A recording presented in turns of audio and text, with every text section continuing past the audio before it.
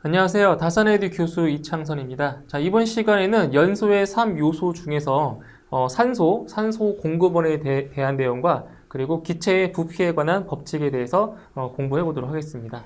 자, 그럼 먼저 산소 공급원에 대한 내용입니다. 먼저 산소 공급원으로서 이제 가능한 물질들이 여러 가지가 있는데, 우리가 일반적으로 생각하기에 산소 공급원이라고 하면 공기 중에 떠다니는 산소와 그리고 일반적인 공기 같은 것들을 이제 산소 공급원이라고 생각할 수가 있는데, 그 공기와 산소와는 이제 별개로 이제 위험물 같은 경우 있죠. 위험물 같은 경우에도 산소 공급원의 역할을 할 수 있다는 것을 잘 알 수가 있습니다. 그래서 산소 공급원으로서의 가능한 물질이라고 하면 바로 산소를 함유하고 있는 물질이라고 또 말을 할 수가 있습니다. 그래서 그 위험물 같은 경우에는 크게 6가지의 분류로 이제 분류할 수가 있는데, 그 제1류 위험물과 제5류 위험물 그리고 제6류 위험물 같은 경우에는 바로 산소를 함유하고 있기 때문에 산소의 공급 역할을 할 수 있다라는 거죠. 그래서 제1류 위험물 같은 경우에는 이제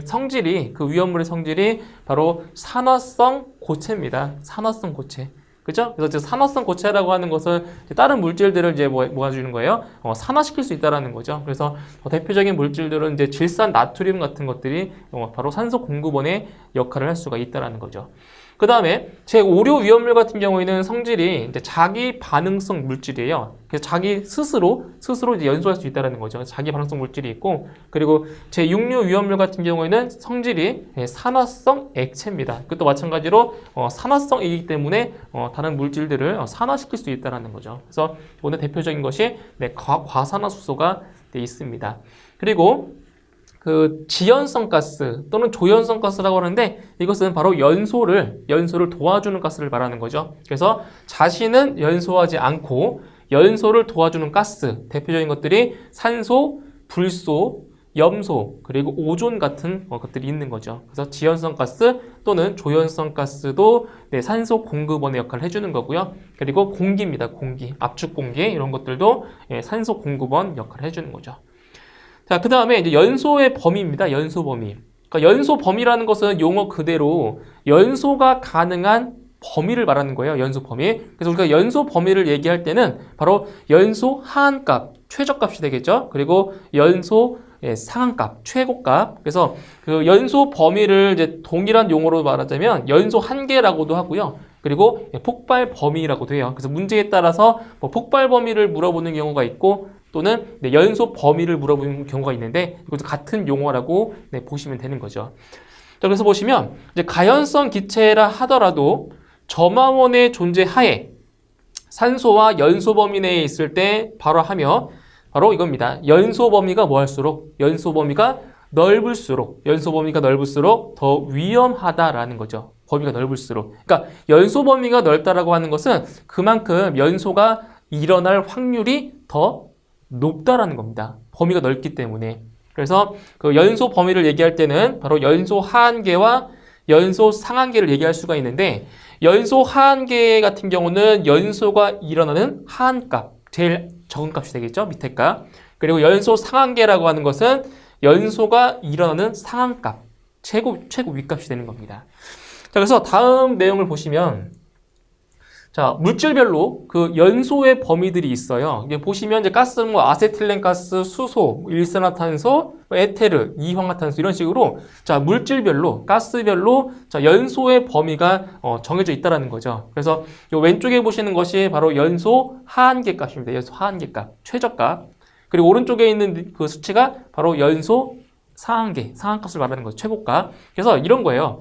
만약에 자, 수소의 연소 범위가 무엇이냐라고 물어보면 얼마가 되죠? 수소의 연소 범위는 바로 4에서 75 볼륨 %가 되는 겁니다. 그죠? 그래서 이거를 많은 그 물질들의 연소 범위를 다 암기하기는 솔직히 어려워요. 그죠? 어렵기 때문에 대표적으로 여러분께서 필수적으로 그 암기를 하셔야 되는 그런 가스들이 있어요. 자, 어떤 것이 있냐면 바로 아세틸렌, 여기 있죠? 네, 그리고 아세틸렌.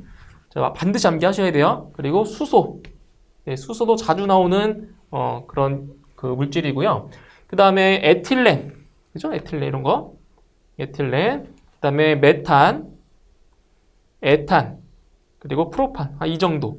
네, 이 정도는 반드시 필수적으로 암기는 하셔야 돼요. 이게 왜냐면, 이제 다음에 또 배우실 건데, 연소 범위를 알아야, 연소 범위를 알고 있어야 위험도, 네, 위험도를 구할 때, 필요하거든요. 그래서 반드시 이 물질별로, 가스별로 연소 범위가 어떻게 되는지 이제 그 사항들을 반드시 좀 기억을 해 두셔야 됩니다. 이런 식으로.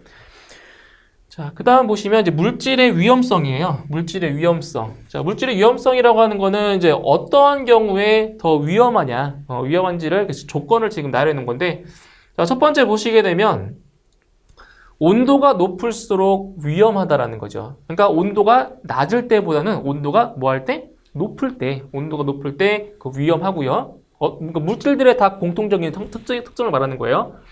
그 다음 두 번째로 이제 압력이 클수록 위험하다. 그죠? 압력이 낮은 압력일 때보다 압력이 높을수록 더 위험하다라는 거죠. 그죠? 압축됐을 때. 그 다음에 인화점, 착화점, 융점, B점이 뭐 할수록? 낮을수록. 그쵸? 네, 낮을수록. 자, 낮을수록 위험하다는 거예요.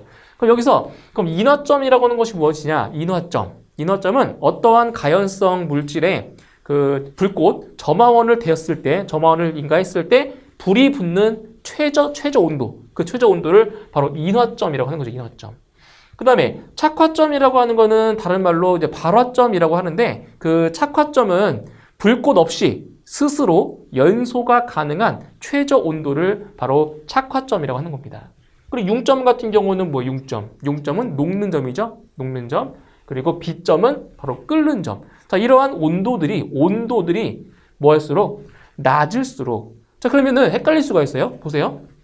아까 처음에는 온도가 높을수록 위험하다라고 했는데, 지금 여기 세 번째 내용을 보시면 뭐 이런 인화점, 착화점, 융점, B점이 낮을수록 위험하다고 했어요. 그럼 온도가 대체 높을수록 위험한 거예요? 낮을수록 위험한 거예요? 그러니까 이거예요. 온도가 높다라고 하는 거는 어떤 가연성 물질들의 주변 온도가 높을 경우에 위험하다라는 거죠. 그리고 지금 여기서 얘기하는 인화점이나 착화점 같은 경우에는 바로 연소가 가능한 최저 온도값, 최저값이 뭐 할수록 낮을수록 위험하다라는 얘기죠. 쉽게 얘기해서 이런 거예요. 자, 여기에 지금 A라는 물질이 있어요. 여기 B라고 하는 물질이 이렇게 있어요. 그죠? 있어요. 그럼 여기서 인화점을 한번 예를 들어보면 인화점. 그러니까 인화점이라고 하는 거는 뭐라고 했어요? 인화점은 점화원, 불꽃을 댔을 때 연소가 가능한 최저 온도가 바로 인화점이라고 했어요. 그죠? 그러면 A라고 하는 물질의 인화점은 50도라고 할게요. 섭씨 50도라고 했고요. 그리고 B라는 물질의 인화점은 섭씨 80도씨라고 할게요. 이렇게. 그러면 두 개의 물질 중에서 어떤 물질이, 그러니까 인화점만 비교했을 때 어떤 물질이 더 위험할까요? 어떤 물질? 당연히 이 A라는 물질이 더 위험한 거죠. 그렇죠? 이런 거예요. 그러니까 인화점이나 뭐 착화점, 융점, B점이 낮으면 낮을수록 더 위험하다는 거죠. 그렇죠? 위험하다. 그 다음 네 번째는 뭐냐? 연소 범위가 뭐 할수록? 연소 범위가 넓을수록 위험하다. 그렇죠? 그러니까 연소 범위가 넓다라고 하는 것은 그만큼 연소가 일어날 수 있는 확률이 더 높다라는 얘기죠. 넓으면 넓을수록 범위가. 그 다음에 연소 속도, 증기압, 연소열이 클수록 위험하다. 그렇죠? 연소 속도가 당연히 뭐일수록 클수록 속도가 빠를수록 위험한 거 당연한 거죠. 그 다음에 증기압, 그러니까 증기압이라고 하는 것이 아까 얘기했던 압력이랑 똑같은 거죠. 증기압, 그죠? 그래서 압력이 클수록, 증기압이 클수록, 그리고 연소열이 클수록, 그러니까 그만큼 열이 많이 발생하면 발생할수록 더 위험한 거죠. 그죠? 자, 그 다음 증발자멸, 비열, 표면 장력이 작을수록 위험하다. 그렇죠? 그러니까 증발자멸 같은 경우에는 그런 거예요. 증발자멸은 이제 물이죠. 물을 예를 들면 물이 수증기로 변할 때 필요한 열량이 되거든요. 그죠? 그 열량이 뭐할수록 작을수록 비열은 뭐예요? 비열 같은 경우는 어떤 1g의 물질을 1도씨 온도를 상승시키는데 필요한 열량을 우리는 이제 비열이라고 하죠. 그러한 비열들이 뭐할수록 작을수록 더 위험하다는 거예요. 그리고 표면 장력도 뭐할수록 작을수록 더 위험하다. 자, 그 다음 7번째 보시면, 비중이 뭐할수록, 비중이 큰 게 아니라 비중도 작을수록 더 위험하다는 거예요. 그래서 이거는 이제 물질의 공통적인 사항이에요. 그죠? 위험성을 자 이렇게 암기를 좀 해두셔야 될 것 같아요. 7가지. 자, 그 다음에 이제 세 번째 보시면 이제 위험도면 위험도. 자, 디그리 오브 해저드라고 하죠. 그죠? 디그리 오브 해저드. 자, 위험도인데 이 위험도는 단위가 없어요. 단위가 없는 이제 무차원수인데 이거죠. 자, 연소 범위를 폭발 하한계로 나누는 것이므로 자, 폭발 하한 값이 뭐 할수록 낮을수록 그리고 연소 범위가 뭐 할수록 넓을수록 위험도가 커진다라는 거예요. 자, 이거 보세요. 공식으로 보시면 돼요. 자, 위험도 H라고 하죠. H, 해저드 H인데 자, 이거는 연소 하한계 분의 이 L이 이제 연소 하한계예요. 그죠? 그다음에 U-L. 그러니까 연소 상한계 마이너스 연소 하한계가 되는 거죠. 그러면 여기에서 말하는 게 뭐냐? 요 L이 뭐라고 L이? L이 연소 하한계예요. 연소 하한계. 그리고 있죠? U-L. 이게 뭐예요? 연소 범위예요. 연소 범위. 연소 범위가 되는 거죠. 그렇죠? 연소 범위. 그럼 여기서 이 위험도가 커진다는 것은 그러니까 위험도가 그 위험이 더 위험하다는 얘기죠. 위험도가 커진다는 얘기는 뭐예요? 연소 하한계는 작을수록 뭐 한 거야? 작을수록 위험도는 커지는 거고요. 연소 범위는 뭐 할수록? 연소 범위는 커질수록 위험도가 커지는 거죠. 그렇죠? 그래서 이거는 그 위험도 어떤 물질들이 더 위험한지를 물어보는 문제들이 나와요. 시험 같은 경우는. 그래서 반드시 무엇을 아셔야 되냐면은 연소 하한계의 값과 연소 상한계의 값을 알아야 계산할 수가 있다는 거죠. 그럼 한 가지 단적인 예를 들어볼게요. 한 가지 예를 들어보면 우리 아까 이걸 배웠죠. 그 물질별 연소 범위에서 자, 한 가지 볼까요? 자, 수소의 위험도를 한번 구해볼 거예요. 수소의 위험도. 그럼 수소 같은 경우는 하한계가 4볼륨%고 상한계가 75볼륨%잖아요. 그죠? 그쵸? 이렇게 되죠? 그러면 이제 계산해보면 잘 보세요.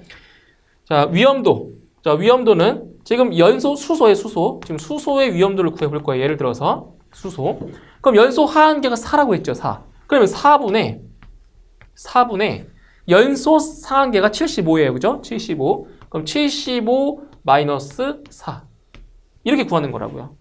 그죠? 그럼 무슨 말씀을 드리는 거냐면 이 위험도를 구하기 위해서 또는 어떠한 물질이 더 위험한지를 알려면 기본적으로 무엇을 아셔야 된다고요? 바로 연소 범위를 아셔야 된다고요. 연소 범위. 그죠? 수소의 연소 범위가 4에서 75볼륨%니까. 그쵸? 그죠? 그래서 연소의 범위를 반드시 알고 있어야 이 위험도를 우리는 얘기할 수가 있다는 거죠. 자, 그 다음에 혼합가스. 혼합가스의 이제 폭발 하한계입니다. 폭발 하한계. 자, 폭발 하한계라고 하는 거는 연소 범위에서 가장 낮은 값을 말하는 거죠. 그렇죠? 연소 범위에서. 근데 우리가 얘기했던 거는 뭐 수소가스, 뭐 메탄, 프로판 이렇게 각각 단일 가스의 연소 범위를 우리가 암기를 할 수 있잖아요. 그렇죠? 그런데 지금 여기서 말하고자 하는 것은 무엇이냐면 혼합가스입니다. 혼합가스. 혼합가스의 폭발 하한계의 값을 한번 구해보자는 거죠. 그럼 이제 어떤 법칙이냐면 바로 르 샤틀리에의 법칙에 의해서 바로 혼합가스의 폭발 하한계의 값을 구할 수가 있다라는 거예요. 자, 한번 예를 들어볼게요. 자, 여기에 A라는 가스가 있어요. A라는 가스가 있고, 자, 여기 B라는 가스가 있고요. 여기 C라는 가스. 자, 세 개의 가스가 지금 혼합되어 있다라고 가정을 할게요. 혼합되어 있다고.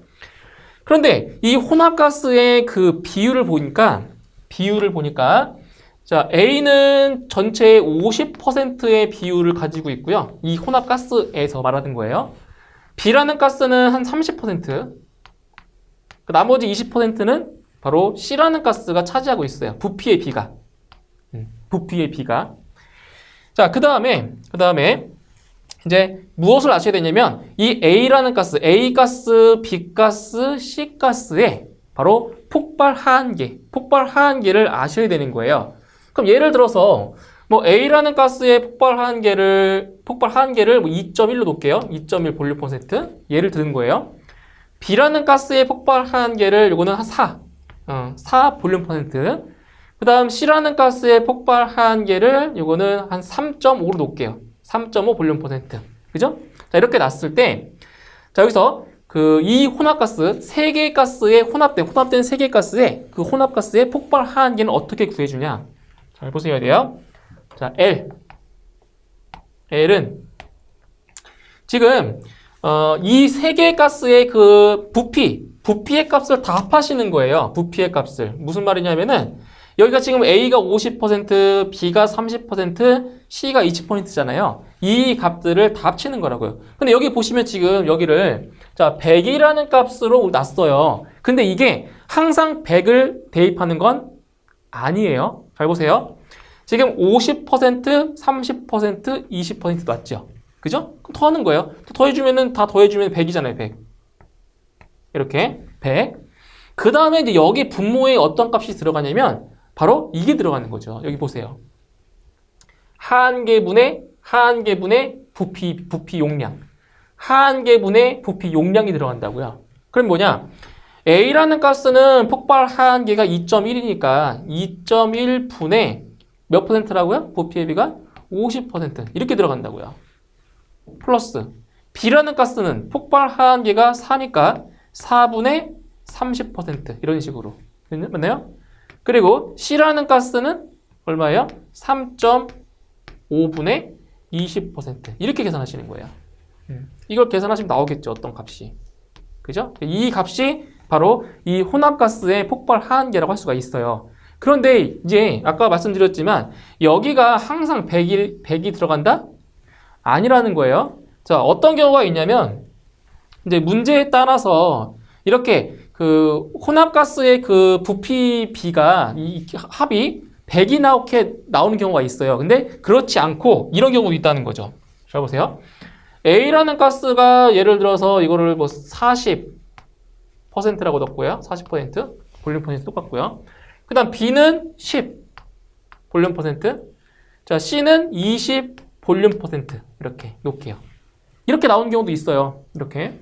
그럼 이때는 이걸 다 합하면은 100이 안 나오잖아요. 그쵸? 100 안 나와요. 그죠? 얼마예요? 다 더하면 70밖에 안 나오죠? 이런 경우에는 여기를 항상 100으로 놓는 게 아니라고요. 여기를 70으로 놓고요. 그죠? 70 놓고요. 이제 여기도 이제 문제에 나온 그대로. 그죠? 그 부피 비대로 넣으시는 거예요. 40, 여기 10, 여기 20 이렇게 놓는 거죠. 그러니까 여기서 그러니까 중요한 게 뭐냐?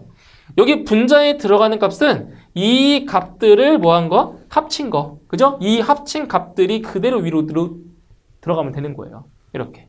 어차피 비율을 말하는 거니까 비율을. 그죠? 그런데 일반적으로 이제 문제에 나올 때는 자, 합한 값이 100으로 나오는 경우가 많겠죠. 그죠?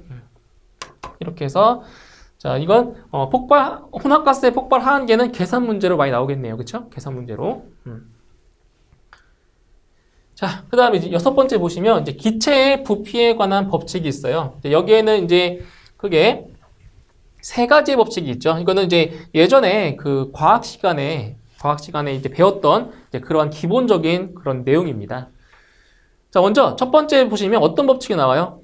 바로 보일의 법칙 나오죠? 그죠? 보일의 법칙. 자, 보일의 법칙이라는 것은 이제 무엇이 일정할 때냐? 바로 온도입니다. 자, 어떤 기체의 온도가 일정할 때 그때 압력과 부피의 관계를 말하는 법칙인 거죠. 보일의 법칙이라고 하는 것이. 그러면 온도와 기체의 양이 일정한 닫힌 계 내에서 일정한 질량의 이상기체가 가하는 절대 압력은 그것이 차지하고 있는 부피에 뭐한다? 네, 반비례한다는 거죠. 반비례. 그러니까 이렇게 보시면 돼요. 자, 보세요. 여기에 그 어떤 실린더 이렇게 있어요. 자, 실린더가 이렇게 있고요. 이 실린더 안에 자, 이렇게 해서 자, 피스톤이 이렇게 있어요. 그러니까 이 피스톤이 이렇게 어떻게 되겠어요? 피스톤이 왔다 갔다 움직일 거라고요. 왔다 갔다 움직여요. 그러면 이 안에는 바로 기체가 요 안에 자, 기체가 채워져 있다라고 한번 해볼게요. 기체가. 자, 일단 여기는 온도가 지금 일정한 상태예요. 온도가 일정한 상태에서 절대 압력은 뭐라고 했어요? 그것이 차지하고 있는 부피에 뭐한다? 반비례한다라고 했죠.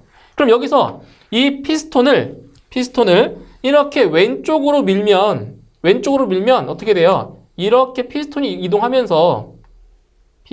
이동하면서 자, 부피는 더 작아지는 거죠. 그죠? 그게 무슨 얘기냐? 부피가 작아지면 작아질수록 뭐 하다는 거예요? 압력은 높아지는 거죠. 이게 압축시키는 거니까.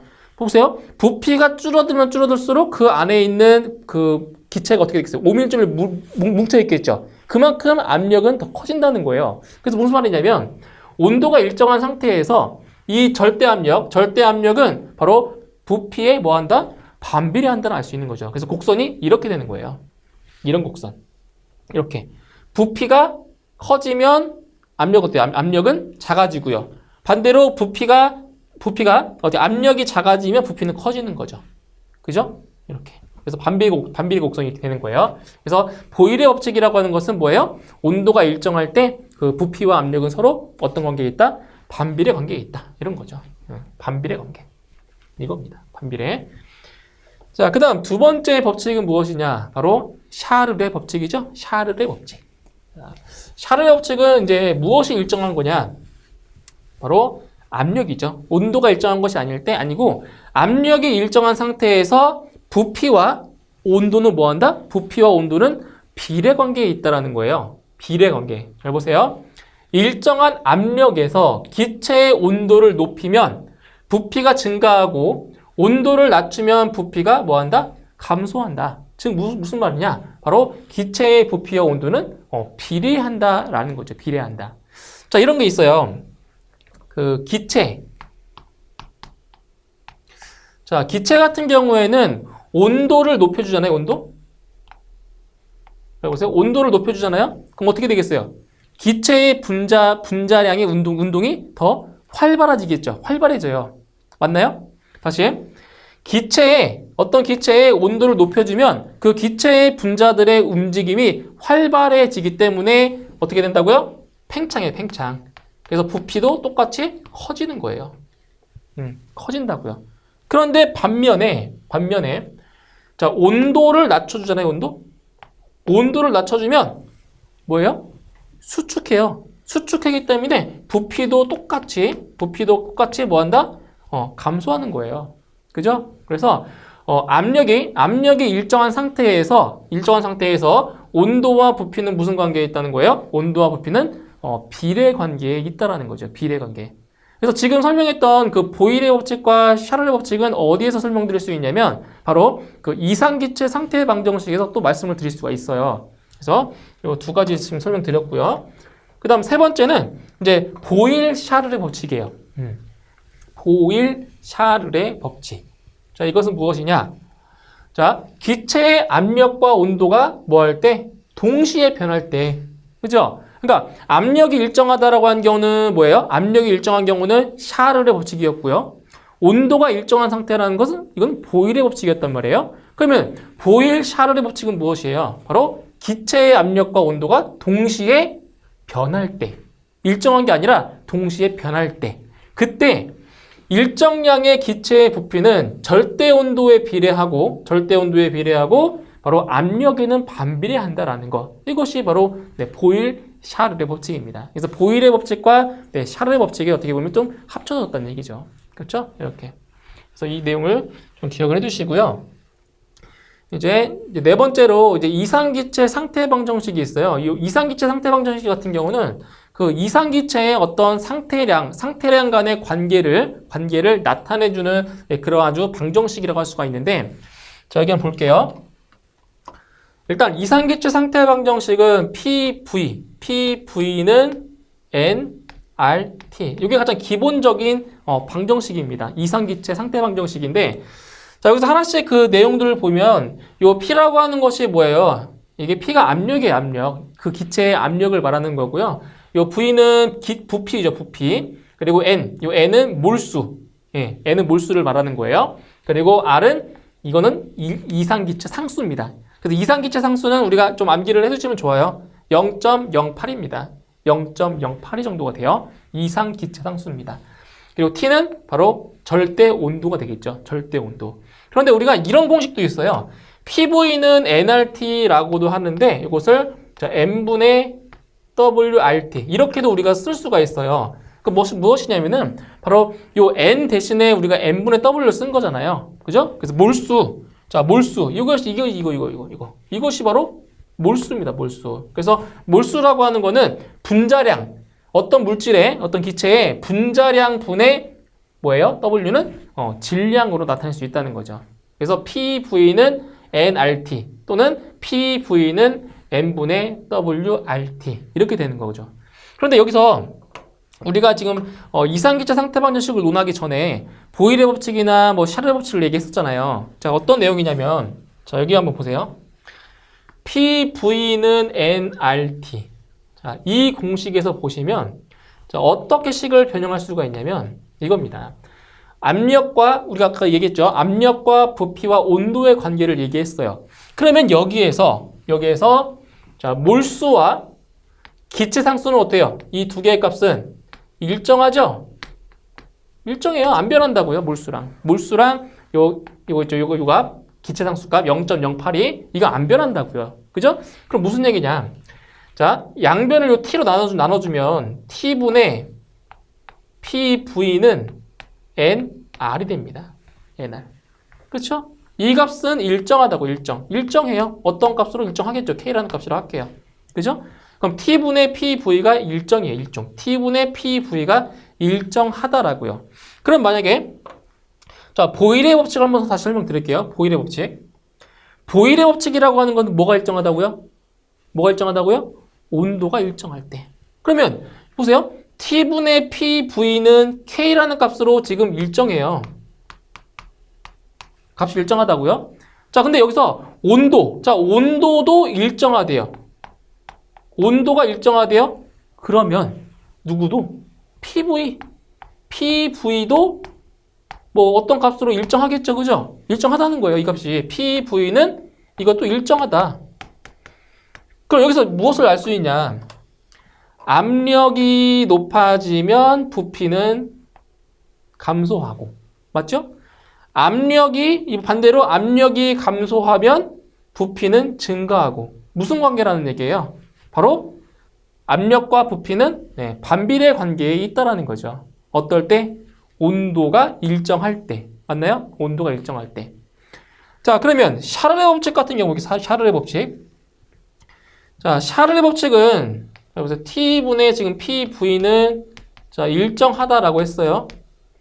그럼 샤를의 법칙은 무엇이 일정할 때? 샤를의 법칙은 압력이 일정할 때. 그렇죠? 압력이 일정할 때. 그러면 자, 여기서 압력이 하면 T분의 V도 뭐겠어요? T분의 V도 일정한 거죠. 그죠? T분의 V가 이게 일정하다고요, 일정해요. 그러면은 자, 압력이 일정한 상태에서 온도가 올라가면 온도가 커지면 부피도 커진다는 거네요. 맞나요? 똑같이. 왜? T분의 V가 일정하니까. 그러니까 절대 온도가 2배가 되잖아요? 그럼 부피도 똑같이 2배가 된다고요. 이런 식으로. 정비례 관계. 응? 근데 반면에 절대 온도가 낮아지면 부피도 낮아지는 거죠. 그렇죠? 그래서 그 샤를의 법칙에서는 압력이 일정할 때 부피와 절대 온도는 뭐하다? 비례하다라는 것을 알 수 있는 거죠. 그래서 이거는 이상기체 상태 방정식을 해석을 하면 보일의 법칙과 샤를의 법칙 그리고 샤를의 법칙을 설명할 수가 있다라는 겁니다.